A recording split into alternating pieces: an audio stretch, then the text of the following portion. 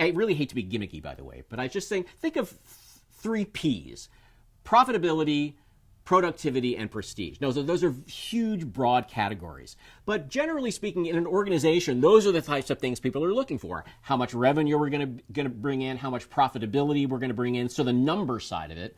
Two, on the productivity side, how efficient are we going to be, and what metrics are we going to use to make sure that we are as efficient as possible. And the third one, prestige, that is an ethereal type of thing, but it could be from a competitive edge, what do we have? And maybe the appeal that you have to certain people is not based on numbers and efficiency and metrics, but also a general feeling of happiness. And we could say that as really the first thing that people want.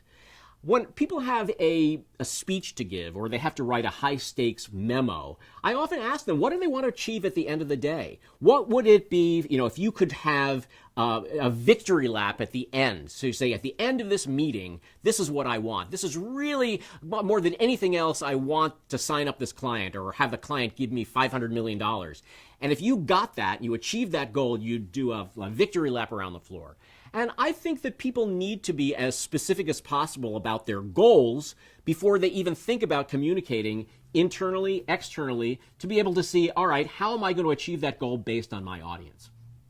The other thing I think for people have to understand is that understand how to enhance their professional presence.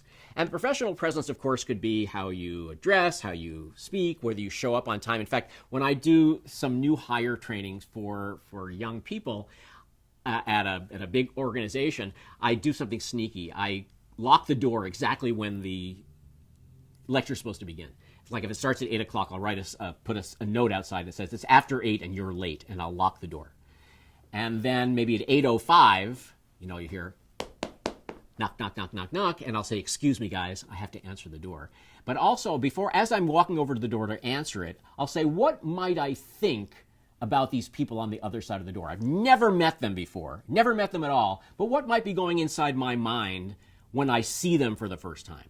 And then typically, I'll get like the hall monitor type people saying, like, you think that they don't respect your time. And that's exactly right. I don't know them, but they might not respect might not respect me or my time.